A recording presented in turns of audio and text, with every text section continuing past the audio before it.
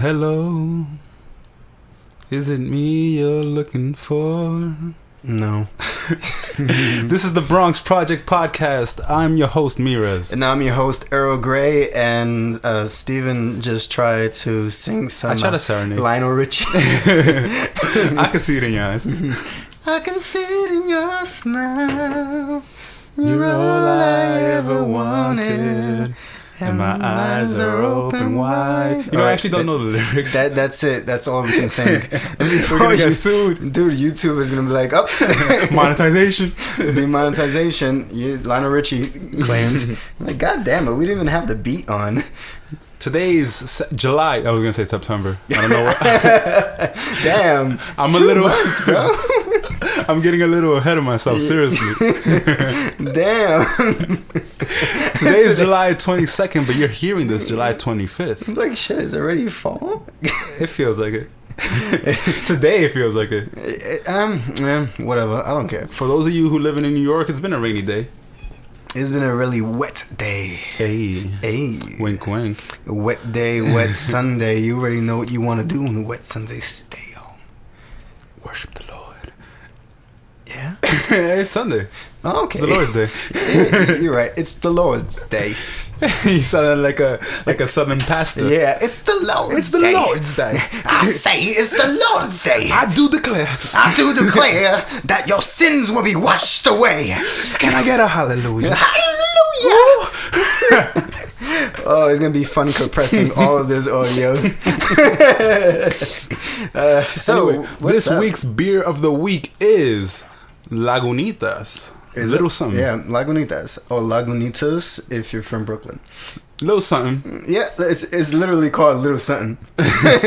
Something ale. Yeah, Little Something Something Ale. They forgot to name it. They were like, quick!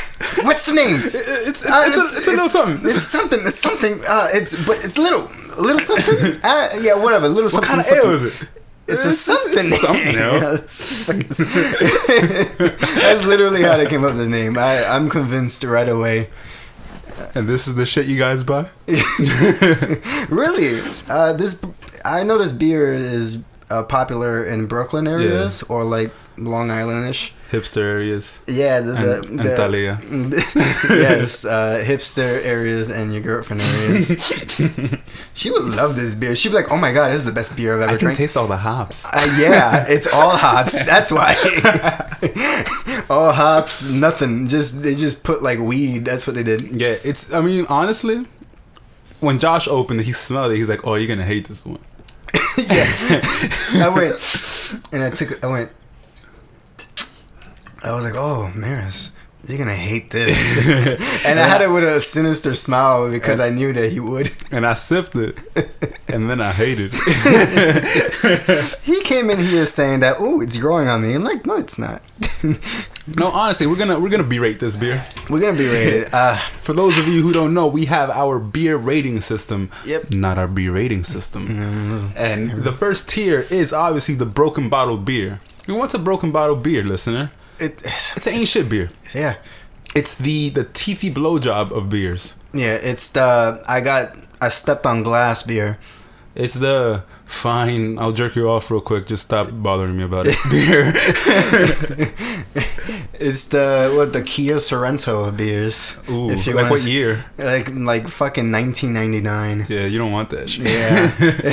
I don't even drive, and then someone was like, yo, here's this car. I'm like, keep it. It's the 911 of beers. Ooh. A little touchy there. Hey, we're from New York. I will always remember. Is it? Sometimes I try to forget. No, you can't forget. Tier 2 in our beer rating system is the can and bottle beer. What is it? It's blowjob. It's the hand job of beers. It's the like. Wasn't the other one the hand job of beers? The broken bottle? Yeah, wasn't it? No, the broken bottle is the teethy blowjob. Oh yeah, I guess this is the hand job of beers. It's like, well, it's like when someone invites you to a party and you got nothing else to do and you're like, fuck it, whatever. Yeah, it's like that kind of beer. I'm feeling a little antisocial. but not so much that I want to stay and be bored. So I guess I'll go to this place I hate. It's like you hope for people to cancel plans, but they don't, and you're like, ah, fuck, I guess I go. That's exactly what the canned beer is. It's like when you make plans hoping they cancel. Yeah, you say yes out of kindness, and you're like, the day comes, you're like, all right, haven't gotten a text message yet. Okay. You start thinking of excuses. My mom's in the hospital. You're in your PJs already. And they're like, all right, bro, where you at? My cat died. My cat died, and you're like, fuck it. It's like the beer that it's like, it's there, might as well. Right. Yeah. And tier 3 of the beer rating system is the bottled beer. Mm-hmm. That's a good beer. You got it. You like it. It's the blowjob of beers. Yeah, it's like sometimes that's all you need. It's the wet blowjob of beers. Yeah, it's nice and sloppy. Nice, a little sloppy, going in and out. She's using her hands. They do the sound. You get all of that. We gotta be more. I know that we're not women. We don't have the women perspectives of blowjobs. But I feel like there's a lot of women who listen to this. Yeah. I don't blame you guys. You know? Send us your descriptions of blowjobs. I legit thought you said send us your nudes. No, I'm like, no. I have a girlfriend. We can't you have a fiance. Don't do that. I mean, we won't look. Yeah. You're gonna send them. No, don't send them. We're just gonna be like, no, babe, it wasn't me. It wasn't me, babe. No, I swear to God, I can explain. I swear to God I can explain of beers. Yes. It really tier is. 4 is tier 4 is the draft bottle beer. Not the draft bottle beer, the draft beer, which is the tight pussy of beers, which is the tight butthole of beers, which is, it's wet, it's warm, you like it, you live it, you love it. You just got a baby. She ain't menopausing yet, so nice and lubricated. Yeah, nice and lubricated. Her egg just fell. You ready to go? You afraid because you might get her pregnant. Yeah, and usually when you're fucking pussy of this variety, you tend to come too fast. And it's like, He's like, oh, whatever. I'm just coming in. I'm risking it. I'm risking it all. I'm risking it all because this is a draft beer. Don't fucking joke. And what would you, to jump right into it, rate this beer for Broken Bottle beer. Broken Bottle beer? I do not like it. You don't like it? I mean, Lagunitas is very famous for their IPAs. And if you guys have been catching up, because whatever, fuck, you guys have been catching up. If not, fuck you guys. Anyways. These are like 25 episodes. Yeah, they make IPAs, and people love that shit. We don't love that shit. We actually despise IPAs. With a passion. Oh my God, it's... With a passion for fashion, even. It's the bad fashion. It's like the Kanye West, I got broken sweater. Like Bratz? The girls with the passion for fashion, right? No? You know. I got a sister. Yeah. Oh, you hear that? It's raining. It's raining again. It is September. It is September. Wake me up. I'm going to jump in on that. I'm going to rate it a Broken Bottle beer, too. Mm-hmm. Honestly... I'm not, like, you know, beer, I guess you drink it for hops, I guess. Look, the ingredients of a beer is hops, it's barley, or some type of malt, right, which is a barley, and then sugar, whatever you want to put in it, and then alcohol. It creates its own alcohol with the yeast. Anyways, that is the ingredients of beer. Now, the way they make these beers, if you are a professional in beer tasting, which like Earl is, I would feel like both of us is. Yeah. I feel like I am a little. I think you're like, more. Yeah, it's whatever. You're like usually when I'm drinking a beer, you're like the guy I go to. He's like, bro, what kind of beer? You show me a list, and it's like, pick one. I'm like, that one. They use a lot more hops, and what hops are is it's a cannabis which you brew, and it creates this kind of like flowery taste in your mouth. A lot of people love it.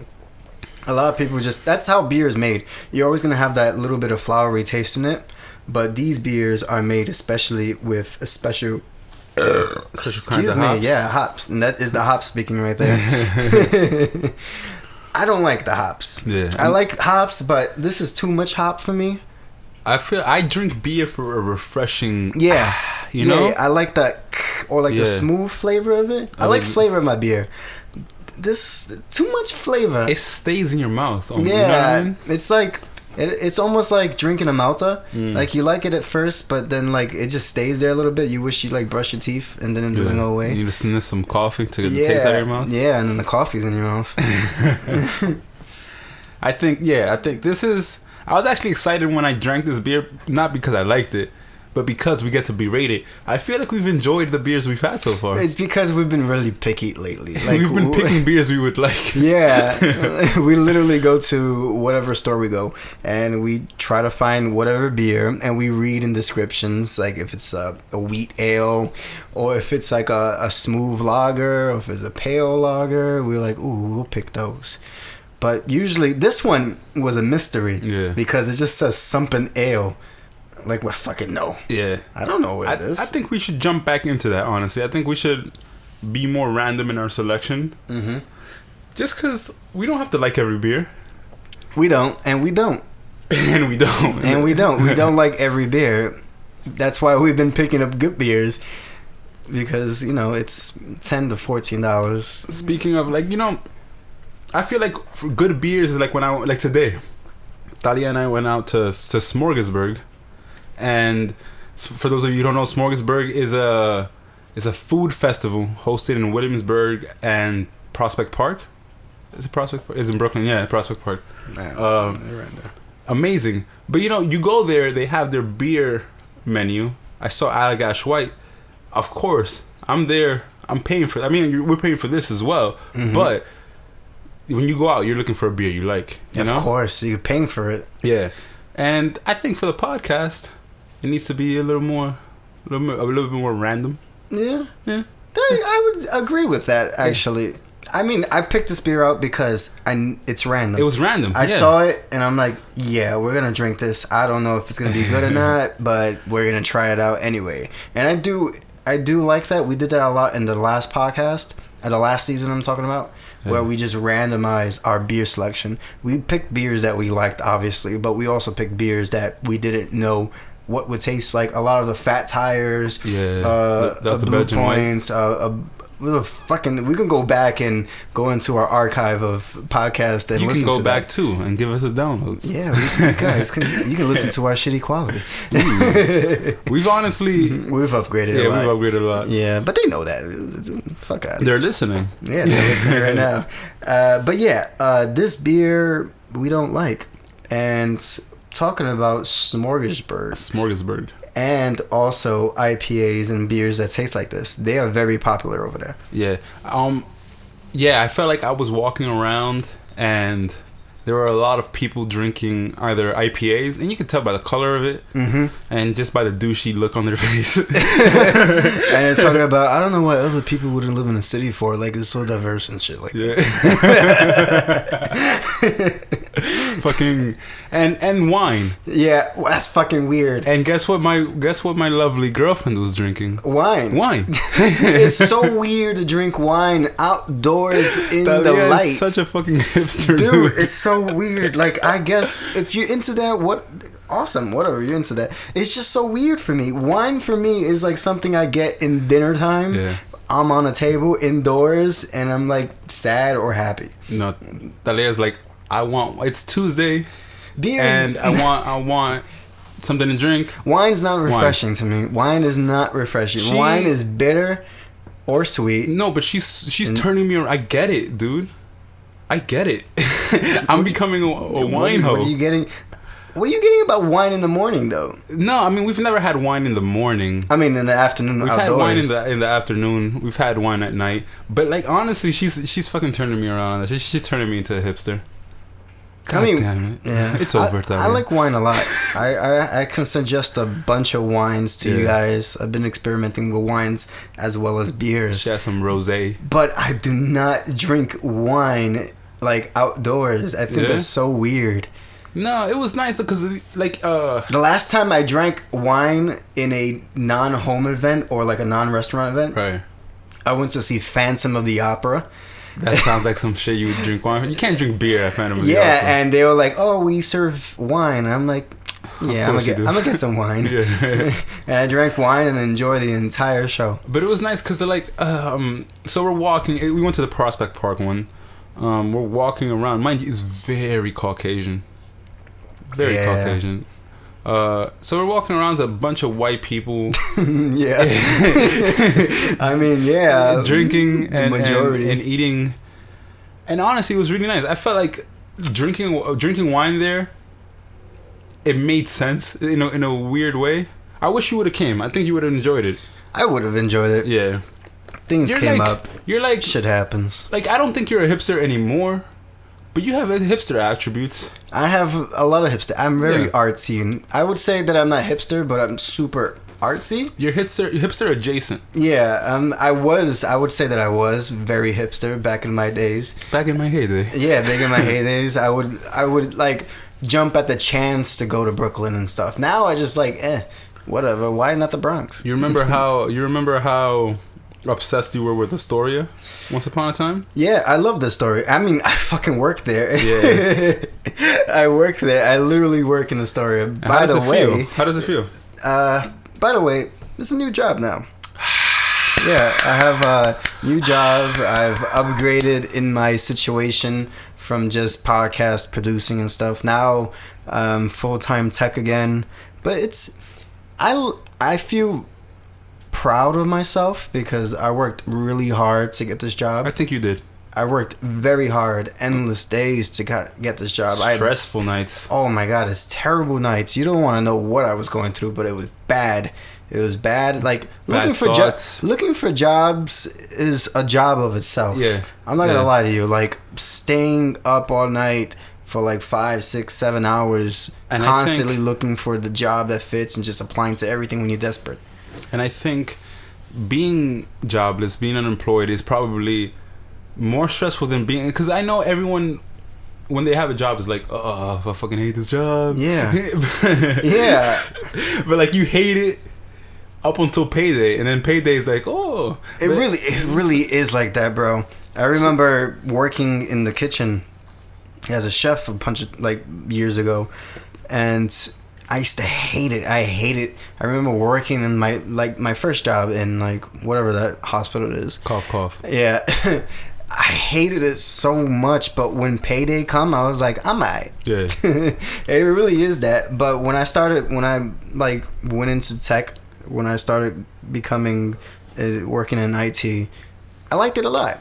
And that's why I wanted to stick to that. I didn't want to go backwards and work with food again. I wanted to stick with that. That's why I'm saying that I worked hard for this job, because it would have been easy for me to go back into the food industry as a chef and get paid shit, but it would have been a challenge to go back into IT and progress forward. And I'm back in there, and I'm glad that I'm back in there working with software. And I'm I'm always proud of you, but I'm insanely happy for you. Mm-hmm. Like I think being unemployed is just, it's never fun. It's a terrible feeling. Like these past 3 months, and the thing is, these 3 months, when you're unemployed, and people out there, you've been unemployed, you've been fired, you've been laid off, it happens. But when you're off for those little amount of times, if it's a 1 month or maybe 3 months, it feels like an eternity. Right. Because you're constantly just not doing work. Yeah. You're just constantly looking for an opportunity and thinking, and that can be exhausting of itself, and that can tear a person apart. And honestly, the thing with us is that we're not like lazy people who are like satisfied with mediocrity. Yeah, like you wanna advance, and then seeing yourself not be able to advance is stress of its own. Yeah. It really is. Knowing what you can do, knowing what you're capable of doing, and knowing that you currently cannot do it. That's literally what it is. That's hell. It's, you can't do it. You can't do nothing about it. You're trying to do something about it, and it's literally not working at all. And on top of that, you don't have the money that you were used to. So all of that together just sucks. And those 3 months that I was in that hole, it sucks so much. But I'm just so glad that it's over. And I'm so glad that it's an upgrade. It's a day that I'm glad I survived. You know that song? Such a lonely day. and it's mine. Serge Tankian actually got upset of certain band member taking advantage of certain things. That's another topic to talk about. Yeah, we gotta research on that. But it's funny. Shout out to my boy Serge. Yeah. I don't know if you're saying he's being a dick right now. No. He's like justified? He's justifying. Okay, I thought he would be. Yeah, he's justifying. For those of you who don't know, I don't think I displayed a lot, but I was really fucking into rock as a teenager. We both were. Yeah. It was bad. But I think with you, like, that's not to say that I am not anymore, but you still listen to it. Like, you still... I recently... I don't stop. For those of you who don't know, I don't fucking stop talking about it, so I'm sure you do know. I work out. And usually when you're at the gym, you're looking for music to like, pump you up. And you would think, like, trap music is the thing. But I recently started listening to music that I would listen to as a teenager. The System of a Down, 3 Days Grace, like the heavy Coheed, stuff, the things that push. Deftones. Yeah, that shit pushes. Yes, I've never been as sore as I've been the last 2-3 weeks.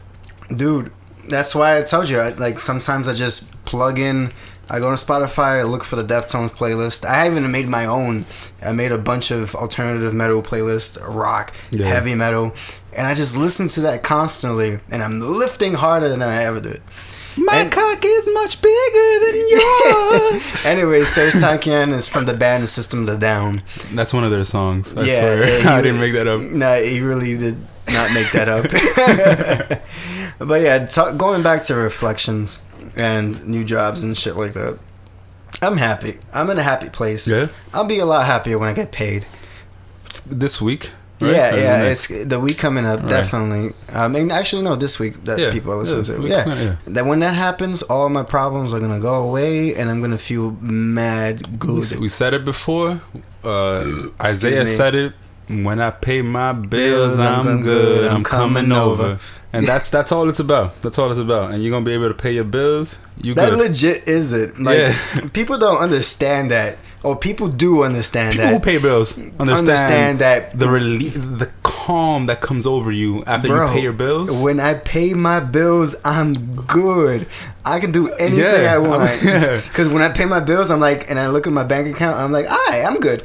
And then I can just like fuck around and whatnot. Yeah. It legit is. Unless you like Daphne and like really into saving money. When I pay my bills, I'm good. I'm gonna save it. Yeah, I'm gonna save it. You see me at home sipping beer and drinking wine. Oh, I appreciate her so much. Like these past few months have been really bad. Dude, move your phone because it's creating some friction. Hey, there you go. It's alright. Yeah, I honestly do appreciate her a lot because if it wasn't for her, I'll be like some type of shit. And she has helped me completely. She has put me into reality and taken me out of it and then helped me with everything that... I don't know that you'd be who you are if it wasn't for her, honestly. Yeah, I agree with that. Yeah. I don't know what the fuck would happen. Look, I think it's a good pressure, but the pressure of having someone who loves you and who you love and wanting to do right by them pushes you to be the person that maybe you don't think you are, but you think you should be, and they think you should be. And that's exactly what it was. It was like she sees me as the person I should be. Yeah. As like at that beginning point, like when you're unemployed, all you think about is how you're shit. And you're worthless, and like that's a you're thought, not, bro. And you looking for jobs ain't working out because you just bad luck. And it isn't that at all, but like that's what your mind plays. Your mind literally just plays fucking games with you because you're not sleeping well. You don't have a certain routine that you're going by. Even when you work out and like try to occupy your time, it's not enough. And I completely agree. Yeah, I'm a man of routine. I've noticed that recently. Because like my weekdays are pretty packed, but on weekends when I don't have things that I need to do, I do nothing. Yeah, and I don't like that. Like I know some people like downtime. I like to be active, and that's not something like as someone who had described themselves as lazy for the majority of their life. I find I function a lot better when I have a set schedule. When I'm like, all right, this is what I'm doing for this time. Yeah, and after that I'm gonna do this. And I feel like that's new to you though. Yeah. Like that's like the past. I feel like ever since you left like your last job, that is, bakery. Yeah, that is something that you like inherited, or like something you just grew and it feels to. Good. Yeah, it feels good. Because I remember before, I was a victim of this too when I was working as. And working in the kitchen. When I was hospital. when I was working in the kitchen and working and stuff, whatever. It's tiring, and all you can think about is going home and like knocking out, or like doing absolutely nothing. Or like for me, like just going home, smoking a blunt. And, and honestly, like it feels good. It feels good to. I feel focused, man. Yeah, I feel, and I wanna take a quick second to thank Talia. Like I think she's been like, I can't even put into words what she does for me motivation wise. Because there are times like I'm a pretty motivated person, I think, on my own. But like I also suffer from depression, so there are times where I don't believe in myself as much as I should, or I just don't want to do anything. And in those moments, she takes over, and it's not like her saying anything. It's just me thinking like, do you want to like let this person down? Do you like? Yeah, she deserves more. Yeah, so be more. Yeah, exactly. Be more. Always adjust. Always be better. Grow. Always. Yeah, it's every day is literally a life lesson. You make mistakes and you grow from them. Yeah. That is. I think that's so interesting.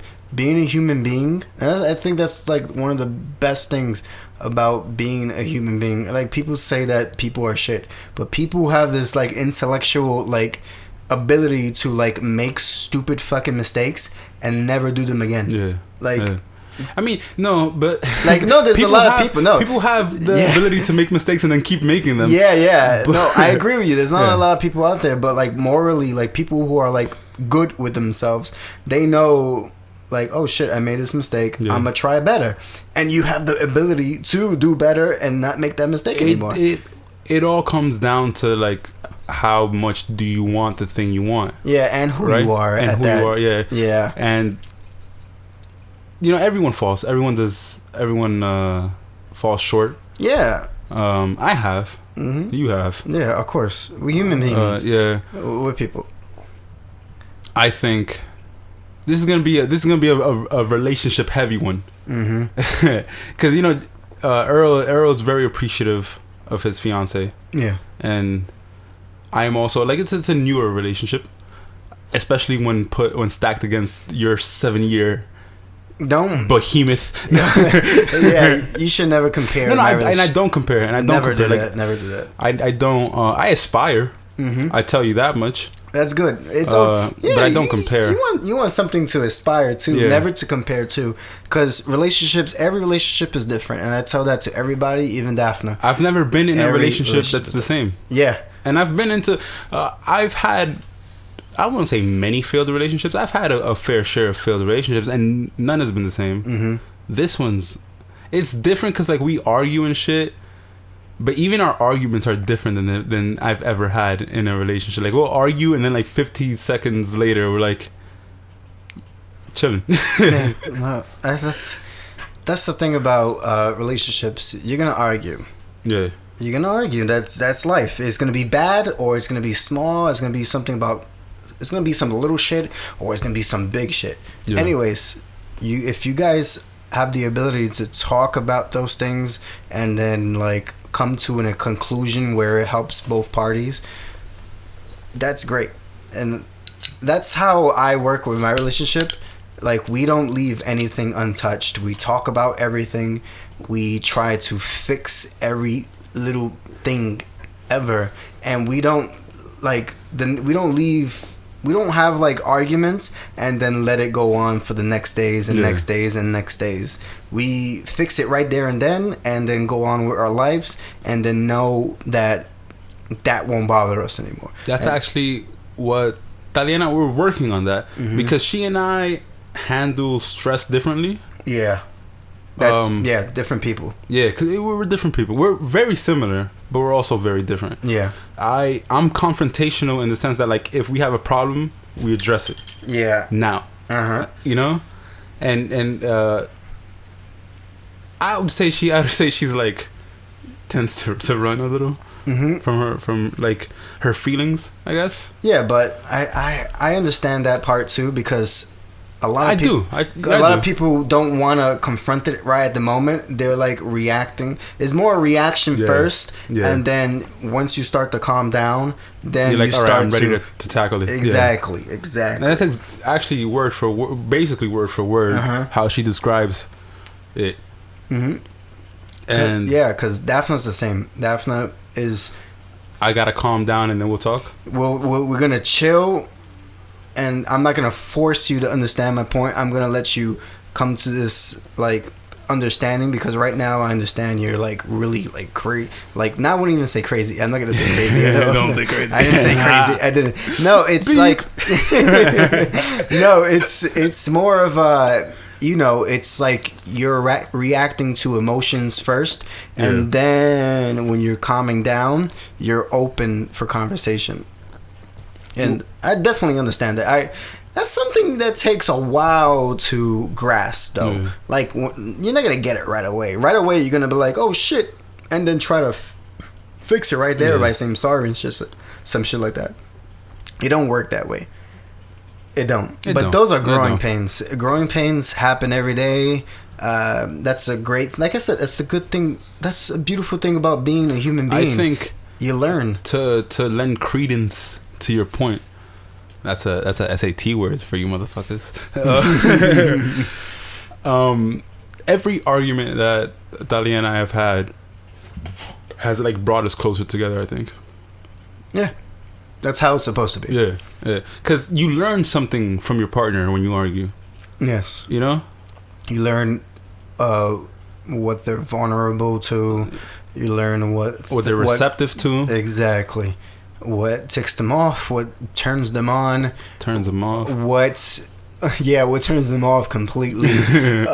What fixes their issues. What the issue is in the first place. And what you can do to fix yourself to help that problem, or vice versa. Yeah. And vice versa. You know what I love about this podcast? And about us as people, really.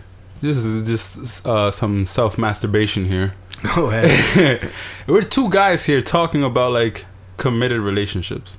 It doesn't happen very often. No. In a podcast or in general. Most general life, I mean... Did you crush some pussy? it's all about taking names and crush puss. I'm here to crush some push. I already took the names. Crush some push. You heard that shit? Crush some push. That's how you know that I haven't been single in a very long time. 7 years, 7 years, and I'm saying crush some push. I can't even say puss right. I don't even know what puss is. What is? I only know vagina. I know committed vagina. I know wifey. Hey. I don't know pusses. I have confronted her and like tried to engage sex with, let me get that puss or some shit. Does like that work? It doesn't work, but 7 years you don't care. I'm not trying to like influence her to have sex with me. We're just gonna have sex or not. That's how it is. We either have sex or not. It's not like I'm never gonna have. Yeah. We'll get there. We'll get there. I haven't dated in a long time. No, and I don't know. I don't know where else to take this, so much as to say, shout out to relationships. Shout out to long-term relationships. Shout out to long-term relationships. Yeah, I wouldn't say that they are long-term yet. No, yet. We gonna be though. I'm telling you, man. Eventually. It feels good. Make all the right moves. Play all the right checker games or whatever. No, and you'll be there. The thing is, like with us, we've known each other for a while, and we know each other, I think. But like when we first met and when we first started dating, we didn't argue, like at all. Yeah, you never argue at first. You know, so right now we're like learning how to argue. But it's really like I'm excited about it. It's weird. Like every time we argue, I end the conversation like excited. I'm like, all right, well, I'm glad we got over that. Yeah. Like all honestly, yesterday it was an argument. We had like a serious discussion, and afterward we were both like, "Holy shit!"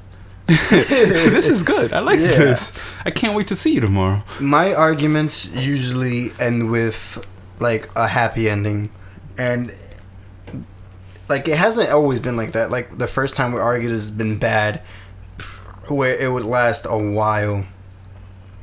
But now we argue and it takes like an hour or two, but then it ends really nicely, and I love that. And then we just love each other again, and that's a beautiful thing. That's reflecting. That's like back to like reflecting to the past, like how you would argue back then, and then versus like how you would argue now in a long-term relationship. My arguments in my past relationships were always centered around a need to be right.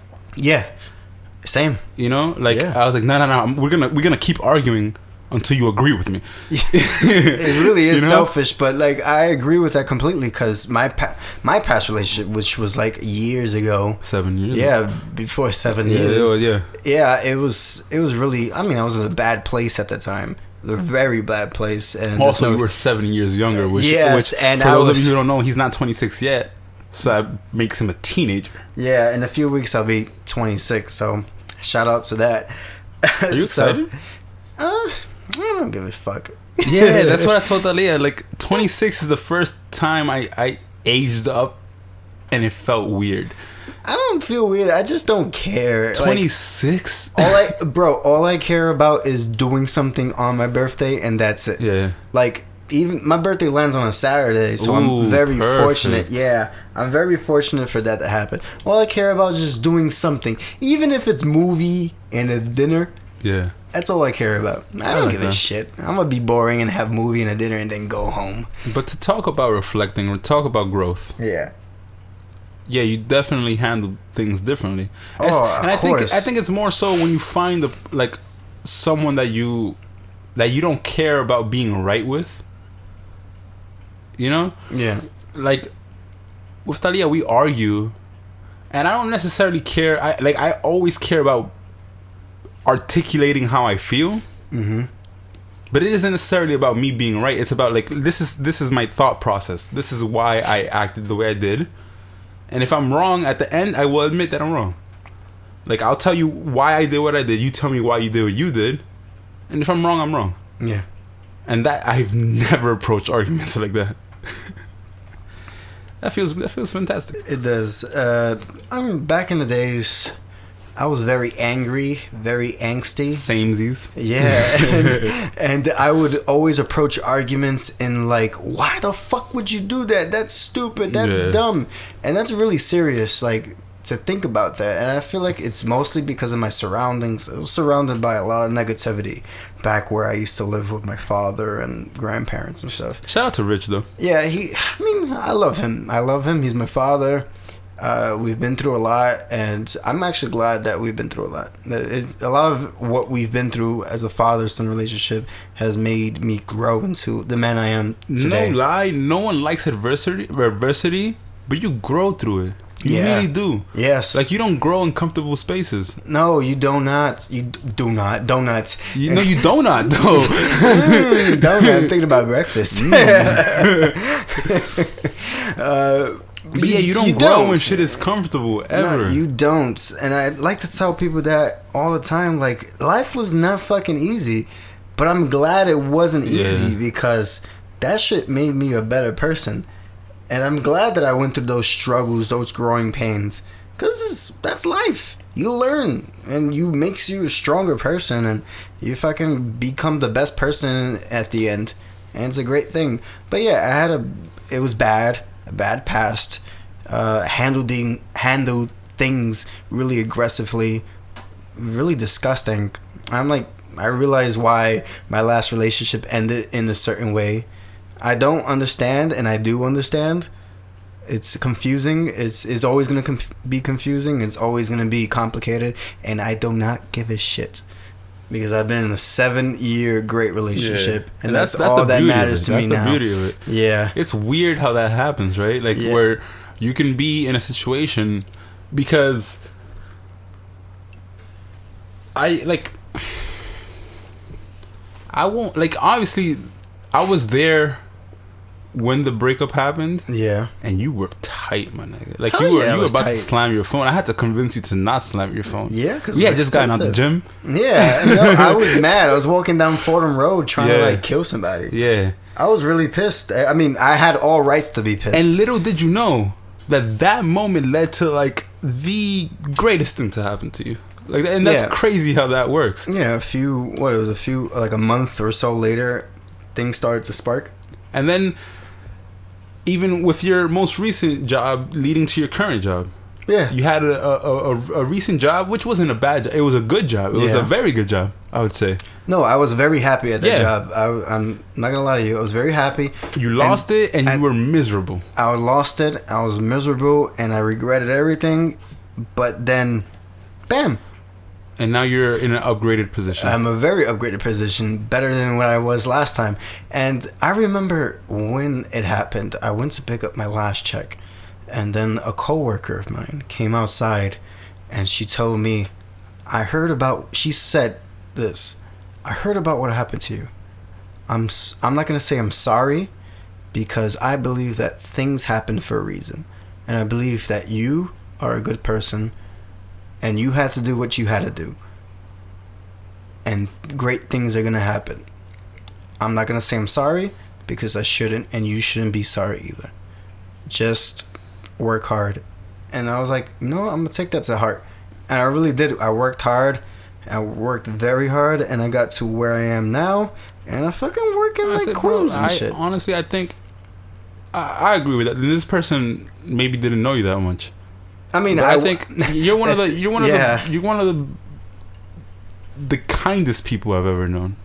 Like, just genuinely, I can't even. And we talk shit. We're best friends. We've known each other since we were 9. Yeah, like babies. Yeah, you know. We talk shit sometimes. All the time. But I don't remember the last time I heard you talk maliciously about someone. You know. I have no hate for anybody. Yeah, and I think people like that get rewarded. I legit love. I don't love everybody. Think you love everybody. I was about to say, like, I don't love everybody. Man. I love life. I honestly love life, and I just want it to continue. Yeah. And I want it to be great and live prosperity. Like, what's prosperity? Prosperously. Yeah, prosperously, which is a very another SAT word for young. Yeah, it's another SAT word. There you go. I want it to be good for now on forever, and I want to say that I was modest back then, because I wasn't that modest back then, but I'm very modest now. I'm very humble. You was a cocky motherfucker. I was terribly cocky, but that's just another conversation to have. I was terribly cocky, but I feel like now I'm good. I'm a good person. I consider myself a good person. Like, just like hey, you're a good guy. Yeah. You was a good fella. You're a good fella. And I'm like, yeah, I am a good fella. I'm a good fella. Yeah. I appreciate that output on me. I'm not trying hard to be a good fella. Yeah. I just feel like morally it's just natural. But it's good, because like, you got a good job. You have a supportive family. Albeit, like, every family goes through their own things, right? Yeah, but like, I think, like, your family cares, and they're supportive, and they want the best for you. They really do. They have their ways of showing it, but they are very supportive emotionally. I would say. Both my father and mother have been there emotionally and talked to me about the entire thing. My mom, I would say that for the first time in a long time, has been really good financially also. Like, a lot of my bills were paid by her, and that's something I have to appreciate. Like, back in the days, like when I was 16, 17, 18. You gotta give credit where it's due. Yeah, like, it was bad. Like, between the relationship and my mother, it was really bad. And a lot of that had to do with finances, because it was just bad. Yeah. But she really helped me out when she could. And that's all you can ask. Like, what can you ask? Like, can you, like, when you can't, you have to? Yeah, no, when you can't, you can't. You can't. But when she could, she legit did. She legit did, and I like that. I like that. That I owe her. I don't owe her. but I feel like I do. So I think I'm gonna end up like taking her out maybe for like You have to. for like a whiskey sour or some shit like that. Oh shit, bro! I've been thinking about that. My mom and I are like my mom stresses me the fuck out, and she annoys me. And for those of you who know me, know that my mom and I had a rocky ass relationship. Yeah, really rocky. Yeah, it was bad. Like rocky, I think is like understatement of the year. Mm-hmm. Like from the ages of 13 to like 24, my mom didn't even tell me she loved me. Rocky, you know what I mean? And my mom and I are dead ass becoming friends. Your mom was. She really, pisses me off still to this day, but like that's moms. Your mom was very thick-skinned. Yeah. Like really hard. I guess because she felt like she had to be. She had to be. She had to be the dad and the mom in Yeah. a relationship in like that whole situation. So she was really thick-skinned, and also she's Dominican. Dominican women are like another type of hardcore. They have emotions for certain things. For like their husband. Yeah, That's it. Exactly. Husband, and then cooking, and then that's it, providing. But after that, list begins and ends there. No emotional support whatsoever. Yeah. And the same thing with old school Puerto Rican women too. Not new school. My mom's new school Puerto Rican. We'll say Caribbean, old school Caribbean women. Old school, like my grandma doesn't give a shit about anything, but when she does, she does. Yeah. Like I had to explain to my mom, and this is I was 25 at the time. I'm 26 now. I had to have a sit down with my mom. Like emotions matter. Yeah. Like you have to, and this is a man, like, and not to be like stereotypical and sexist or whatever, but a man talking to a woman about like be more emotional. I mean, she's probably looking at you like, yeah, how? She's like, what do you mean? Yeah, what the like, fuck you talking about? You got no emotions. You're a guy. Yeah, and I'm like, nah, and like, I had to sit down with my mother and have a conversation. Like, you know, sometimes I just need to hear that you love me. Sometimes I just need to hear that like motherly shit from you, you know. And she was really receptive to that, and I think like today she proved that like, she's made an extreme effort with Aaliyah. Like I think she likes Aaliyah more than I do. I agree. I haven't seen it, but hey baby, by what I hear, it sounds like the truth. Yeah, and you know my mom. I do know your you mom. know what my mom is like when she doesn't like someone. Yeah, she just doesn't like that person. And she has no problem letting you know. So she's made an effort with that. She's made an effort with me. And you know, we still argue from time to time. So, but that's seeing that I needed that. I needed that from my mom. So I understand why you needed the emotional, like the way you needed the financial. I needed the emotional, from my mom. Because my mom financially was always there. Mm-hmm. Like I think she's a superhero financially. You know how you said Daphne loves saving money? Yeah, that's like my mom. Like my mom knows how to save money like no other. Yeah. I always say that women are the best when it comes to finances. It's intense how good she is at saving money. Yeah. But she don't know how to show affection for a fuck. The only emotion I have is in the green. Yeah, I love this money, nigga. I love this money. Do you love this money? No, because you never seen this money. I have. Maybe if you stop feeling shit, you feel this green, nigga. Maybe you start feeling shit, you start making more money, you bitch. Seriously, that's how she spoke to me. Now go get a fucking job. Okay, mom. Sorry, mom. I'm sorry. Okay, I will. And then that's literally the story. I would say that I summed up the story. That sums up the history of my mom and I. Wayne ever. Yeah. Hi, mom. She doesn't know how to use Spotify.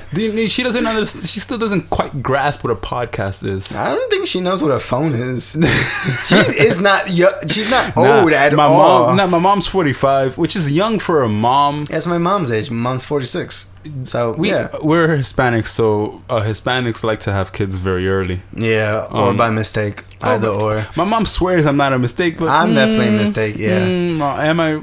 My mom. You planned to have me at 19? Seriously? My mom cried to me, and she said that I wasn't a mistake. So I agree with her, and I think that my dad's a scumbag for, like, kind of like convincing that I wasn't a mistake. Yeah. I'm like, you an idiot. You had no money. No, that's why I told my mom, and she hit me. After this is when I was 19. I was like, either I was a mistake or you're stupid. That is the only two options there is. Either you're a mistake or you're stupid. Unless you're rich. Yeah, unless you're like well off. And disclaimer. Then, yeah, there weren't. But if you are well off, like a lot of people are like, oh my god, well how could Kylie Jenner have a baby this early? Kylie Jenner is worth 900,000. Yeah, 900 million. Sorry, she's practically a billionaire. Yeah, she can do it. She can have 10 kids right now. She can have a population of kids and still be okay. Yeah. She can run in a small island. She can legit run a small country. She can run DR. How old is she? Like 19, 20? She's like 21. That's insane, dude. You know what I was doing when I was 21? I don't know. It was all a blur. Bro, when I was 21, I came back to New York and I worked at Chipotle. Oh, I was fucking working as a prep cook. Yeah, at 21. Exactly. And Kylie Jenner's like, I'm working on $1 billion, nigga. Catch up, bitches. I'm making $11 an hour. Bro, I was like $9 an hour. That's like a lot of money. Not years straight, because like I remember when I got promoted, because when you got the job at Chipotle, I was still counter staff. Yeah. And when I got promoted, and when you got the job at Chipotle, he was like, I'm making $9, and I'm like, oh shit. Yeah, nigga. Right. I went to my stepdad. I went to Pete, and he was like, "Wow, $9 an hour for you? That's a lot of money." Yeah. And here I am, like, bro, I got paid shit. Yeah. $9 an hour is nothing. It's and my nothing. sister talking about $13 an hour as minimum wage. I was like, I wish. It's going up to 15 by the end of the year. I know, too. it is. That's insane. When 2019 hits, you kids don't know the struggle. You don't know the struggle of 725. You really don't.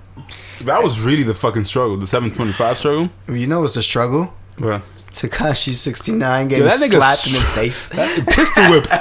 Pistol whipped. Whoosh. You know what's more of a struggle? That this guy was talking so much fucking shit. Can I be straight with you? Go ahead. I don't pity it. I don't pity it. And listen, he could have died. I know, like some people on the internet, they're like, "Yo, be more like sensitive." And I usually am. In this case, I am not, because I think, and we've been talking about it in one way or another this whole podcast, you attract the energy you give. Yeah. And this entire time, this nigga has been begging someone to try him. So guess what? Nigga, you got tried. Someone literally tried him. Came out of nowhere in Brooklyn. Pistol whipped him. Kidnapped him. Took him to his own house. Said, bring your girl out. Tell her to come out with all the money and your chains. And he did it. Of course he did it. He don't want to die. He don't want to be the next freaking Tentacion. And then my problem with that is, a lot of you, and this is a lesson that needs to be learned by a lot of you. A lot of you like to do this internet shit, where you like act tough, where you like just do whatever the fuck you want on the internet. Like, oh, it's just the internet. That shit catches up to you. And dude, this is a case of Tekashi 69 getting his just desserts. And I know it's weird to say like, oh, you deserved it, but you kind of asked for that. He deserved it. You kind of asked for that, and then it was brought to him. Look. Karma exists. I believe so. 100%. I'm a big believer of karma. I am. I know that's some Buddhist stuff, or like some like. It's Buddhist. Is it Buddhist or is it Hindu? Hindu. Is it Hindu with the caste system? We're not very. Oh no! It's PC. It's Hindu. It's Hindu. It's Hindu, but it's a polygamist. Polygamist? That's when you have multiple partners. Yeah, it's a. It's like when you have multiple gods. Monotheism and polytheism. Polytheism. There you go. There you go. SAT. Learn that shit in your SATs, bitches. I gotta stop saying bitches. I'm sorry. It's just leguantes, legunitas. That shit brings out the words. Yeah, oh my god. The SAT and curse. Anyways. Yes, it's a big Hindu. I mean, that's a different type of caste system. Yeah. It's a bit different type of karma because it brings down your caste system and shit. But I believe in all of that stuff where what goes around comes around, and I believe that when it comes to Tekashi 69, what goes around comes around. If this guy is gonna act like an idiot on the street and in social media and offend a lot of people, being the person that he is and also being the criminal that he is, the criminal he portrays himself to be. Yes, because I'm gonna be completely honest. I think he is lying. I don't take that man seriously. Like, he's a man. He's like, what, 19, 20? Yeah, he's young, yeah. He's young, but he's a young man, but he's a man still. And I do not take him seriously. I don't ever take him seriously. Yeah. I don't take his music seriously. I don't take him as a person seriously. And there are certain songs of his that are like hype songs. Bro, his fucking hair is rainbow. Yeah. How do you take that serious? Yeah. His whole thing is trolling, right? And I think I have long since thought trolling is stupid and dangerous. It's an internet thing, yeah. And I don't understand it. I don't understand why it became a thing. I honestly, if like 10 people have to die for trolling to stop, kill 20 of them. Just for good measure. Sacrifice 20 people. It is so fucking stupid. You're like bringing bad energy just to fucking test people. Not only to test people, just to be funny. Let's run through the list of things he's done, right? Go ahead. He's claimed he's king of New York. He's not. Which is like, in New York, like, you could claim king of a lot of things, but in New York, at least in the rap sector, if you're king of New York, comes with a certain level of scrutiny. Comes with a certain level of like gravitas, right? Yeah, it's something you have to talk to with Jay-Z. He went to LA, said this is my shit. Went to Houston, went to Chicago, to O Block, and he had the beef with Chief Keef and all of that. Yeah. And he's this whole time saying, "Yo, I'm untouchable. You can't touch me." Treyway, this and that. That to me. I was born pre-internet. I was born 1992, as was Josh. As was Earl, sorry. Don't say sorry. Fuck out of here. Your name ain't Josh while we recording, man. My bad. As was Earl, right? When you say things like that, and then like Earl and I will say, we're not like block boys. We're not like out here fucking acting like we're tough or anything. Nah. But he and I were both raised in certain families. Yeah. He and I both have certain family members. Mm-hmm. And because of that, we know that you don't just say shit like that and expect nothing to happen. No, shit happens. When you say that, you fucking better prepare for what's about to happen, because it's about to happen. Look, this is the Bronx Project, because you and I... and where we are. Yeah. It's the Bronx. It's the Bronx. Shit happens in the Bronx. If we experience that from a young age in the Bronx, imagine what's gonna happen. Regardless of how fucking... if you fucking ask for it. And we never asked for it, and shit happens. Yeah. Regardless of how fucking, like, semi-nerdy we are, or how, like, you know, we don't really... We're not out here, like, claiming we're tough or anything. Nah, I'm not tough. We both our fathers... We grew up with our fathers in prison. Yeah. We grew up with, like my entire family, drug dealers, gang members... other things. We grew up in worse things. We grew up in bad neighborhoods. Yeah, terrible places. Trust me, we know firsthand what it takes to be that kind of person, and I don't see that in Tekashi. Oh my god, I do not. I see it. Like, listen, I have family members who have done things. Obviously, that I won't talk about, but that I look. Just because we're recording Thrall's Neck, yeah, doesn't mean we don't know how it feels to grow up. Yeah, in the concourse, in like Belmont, in fucking areas like Prospect. I tell people, I got jumped. I'm a guitarist, right? I had a guitar busted on my head before. Yeah. Ran back after them niggas with a machete with my pops and whatever. Like but we had like. We grew up in this environment, so we know what it takes to survive in this environment, and that kind of behavior usually gets you killed. Yes. Usually does. Like 9 times out of 10, you end up dead. Yes, and I don't like that the internet gives people like this sense of like, oh, I'm safe because I get to hide behind a mask. I think there should be consequences to those actions. So, yeah, is it fucked up to say that I'm not glad it happened? I think he deserved it though. I'm not gonna back down from that. No. I'm glad it happened because I hope he learns from that. I hope he learns from it. I hope he just chills. Yeah. Calm your nerves, my people brother. Like your music. People like your music. People like your energy. People like your music. People like your energy. Don't fuck it up for yourself. Make good music. Don't enjoy be that yourself, and like, don't be that type of person life. That's gonna try to change at the last minute. Stop acting like you're tough. Because listen, man, I can see it in your eyes, and I've looked into many people's eyes who are about that life. You are not. No, you are not. Don't fucking stop that, my man. You got a grill, and you have you have rainbow hair. You have again rainbow hair.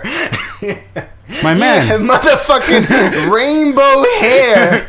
And 69, by the way, is a sex position all over your body that no one likes. No one even likes.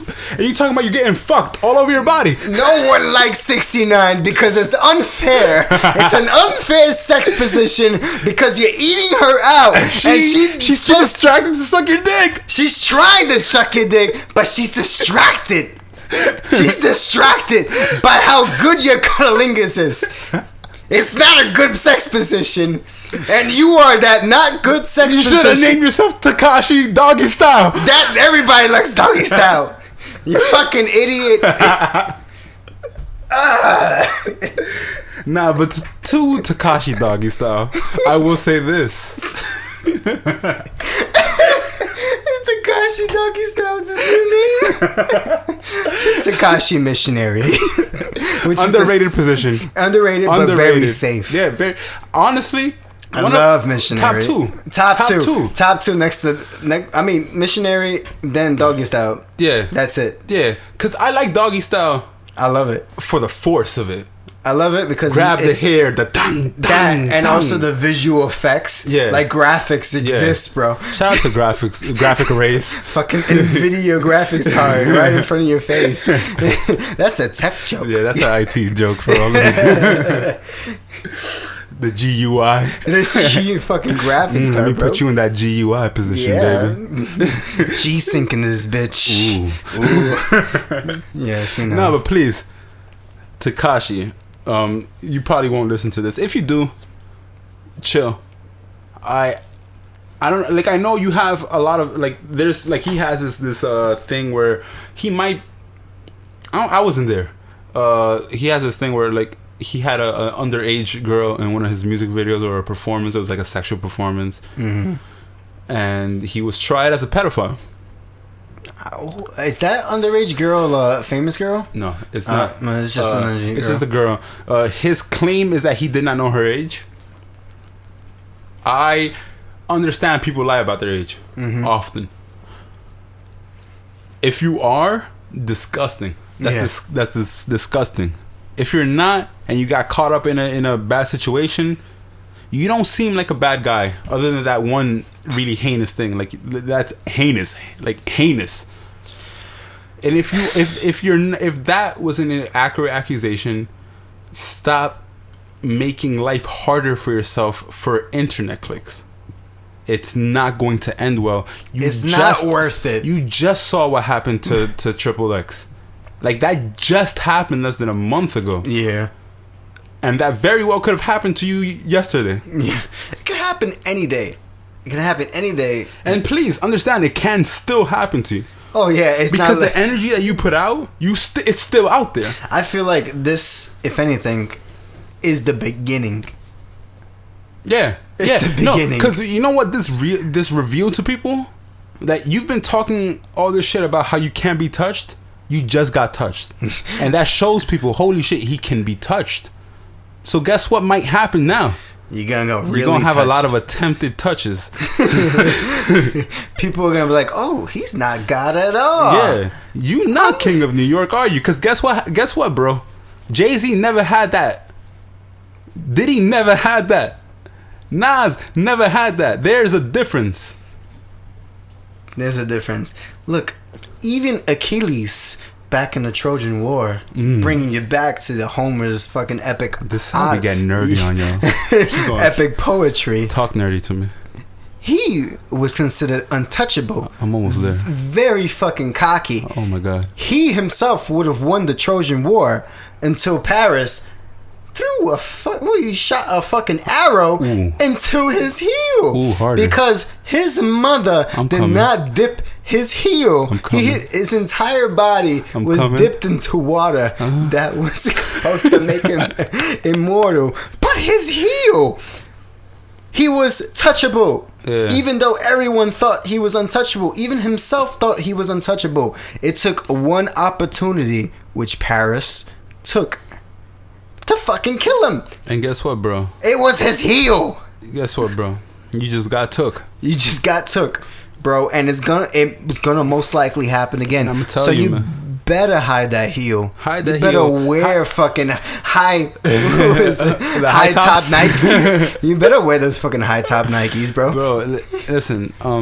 Again, I don't wish. I know I made a joke about Drake should have Pusha T killed. That's in jest. Obviously, I don't wish death upon anyone. No, no. I don't wish death upon Tekashi. I wish growth upon Tekashi. I wish revelation upon Tekashi. And I really hope that this situation taught you, just be about, like, you're 20, 21, whatever age you are, be about your fun, your music. Seriously. And just enjoy life. Like, you don't need to act like you're tough. No one at the end of the day gives a fuck. If you look at the 3 most famous rappers in the world, and that's Drake, Kendrick, J. Cole, in that order, neither one of them pretends like they're tough. I think Drake raps about having friends who are tough, and Kendrick raps about having the West Coast and who are tough. Mm-hmm. But other than that, they don't pretend like they're out here themselves being murderers. And also, you don't need to do that. And also, none of them are trolls. Yeah, none of them are annoying. Stop trolling. If you believe in your music, if you believe that you make good music, know that you don't need to troll to sell it. No, you don't. It's shit's hype enough. Yeah. Honestly, you don't have to hype your hype music. And Earl and I were talking about, like, straight up, I don't like your music. No, I don't. No. But if I was at the gym, that shit would make it would push an extra rep out of me. I went to the gym many times, and I needed that. That was the extra rep. I needed that extra rep, and guess what? I'm pushing with my sticky up and my bricky up. I'm listening to that shit. 6 on this and 6 on that. Let your nuts drag, nigga.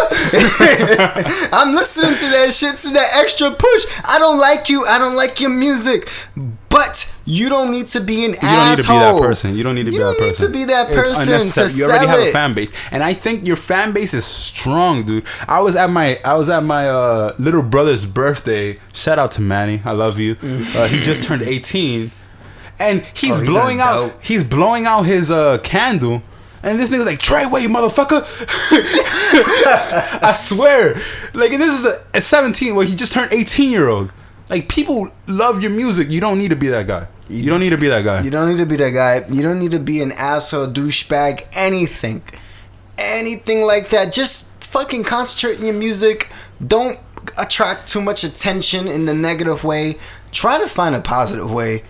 If anything, just make music. Just make a sex tape and that's it. That's it. Go ahead. Go ahead and that's it. You got it. You become a billionaire like fucking like all of the Kardashians. And I would love to, like, he's a Hispanic rapper. I don't think there are very many, like, in the national stage. Yes. I would love to support that. I would love to support that too, but I don't support that. I don't support what you do right now. You make it mad hard. Yeah. With all that, like, fake gangbang and shit, because no one actually believes it.